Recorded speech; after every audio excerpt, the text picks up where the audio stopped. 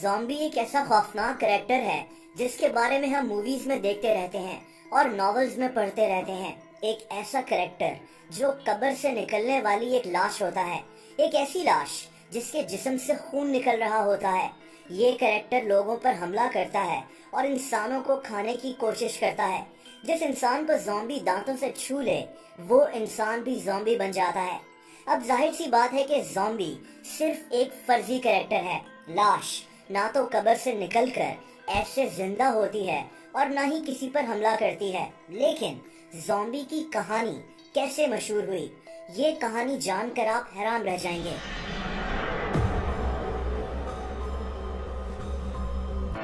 Zombies کی کہانی Haiti سے شروع ہوتی ہے۔ ہیٹی کیریبین آئلینڈز میں موجود ایک ملک ہے۔ یہ عجیب کہانی 17ویں صدی میں شروع ہوتی ہے جب اس جگہ فرانس کی حکومت تھی۔ ہیٹی میں گنے کی کاشت کی جاتی تھی اور یہاں کام کرنے کے لیے افریقہ سے غلاموں کو خرید کر لایا جاتا تھا۔ یہ غلام ہیٹی میں بہت تکلیف دہ زندگی گزارتے تھے۔ کئی غلام تو کچھ عرصے میں ہی مر جاتے تھے اور پھر ان کی جگہ نئے لوگوں کو غلام بنا کر یہاں لایا جاتا تھا۔ 1804 میں فرانس کا قبضہ یہاں سے ختم ہو گیا اور افریقہ سے آئے ہوئے غلام ہیٹی میں ہی بسنا شروع ہو گئے۔ دوستو، یہ غلام اپنے ساتھ ووڈو نامی مذہب بھی ہیٹی میں لے آئے۔ ووڈو ایک ایسا مذہب ہے جسے افریقہ میں بہت سے لوگ فالو کرتے ہیں۔ ووڈو افریقہ میں کالے جادو کو بھی کہا جاتا ہے۔ افریقہ کے کئی ملکوں میں آپ کو ووڈو کے کالے جادو کی کئی مارکیٹس بھی مل جائیں گی جہاں کالا جادو کرنے والے لوگ موجود ہوتے ہیں۔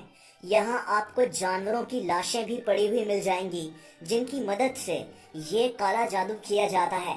ووڈو مذہب کو ماننے والے لوگ اس وقت یہ مانتے تھے کہ کالا جادو کر کے مردہ لوگوں کو زومبی بنا کر قبر سے نکالا جا سکتا ہے، لیکن دوستو ظاہر سی بات ہے کہ یہ لوگ ایسا نہیں کر سکتے تھے۔ یہ صرف ایک جھوٹ تھا۔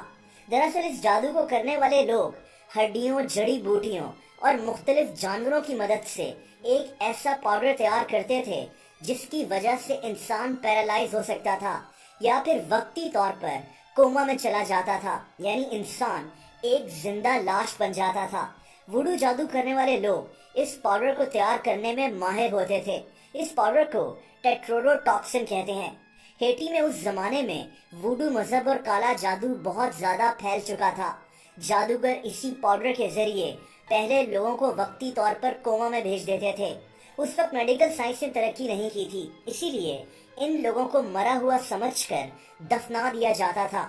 اس کے بعد جادوگر ان لوگوں کو قبر سے نکال لیا کرتے تھے اور ان کو ہوش میں لایا جاتا تھا، اور پھر یہ مشہور ہو جاتا تھا کہ یہ انسان ایک زومبی بن چکا ہے، یعنی اس کی لاش اب قبر سے نکل آئی ہے۔ حقیقت میں یہ سب اس پاؤڈر کا کمال تھا جس کی وجہ سے انسان وقتی طور پر کوما میں چلا جاتا تھا۔ یہ سب کچھ آج بھی کیا جاتا ہے۔ دوستو، زومبی سے قصے کہانیاں دراصل یہیں سے مشہور ہونا شروع ہوئے تھے۔ ہیٹی سے یہ کہانیاں امریکہ اور پھر یورپ میں پھیل گئیں۔ 1968 میں بننے والی night of the living dead نامی ایک مووی میں زومبیز کے کریکٹرز دکھائے گئے۔ یہ فلم بے حد مشہور ہو گئی اور اس کے ساتھ ساتھ زومبی کا کریکٹر بھی، جس کی شروعات ہیٹی میں ایک غلط فہمی سے ہوئی تھی۔ ویسے یہ بھی مانا جاتا ہے کہ قدیم یونان کے لوگ بھی یہی مانتے تھے کہ لوگوں کی لاشیں قبر سے نکل آتی ہیں۔ کئی یونانی لوگ اپنے پیاروں کو دفنانے کے بعد ان کی لاش کے اوپر کوئی بھاری پتھر رکھ دیا کرتے تھے تاکہ ان کی لاش قبر سے باہر نہ نکلے۔ لیکن زومبی کا کردار دراصل ہیٹی سے شروع ہوا تھا۔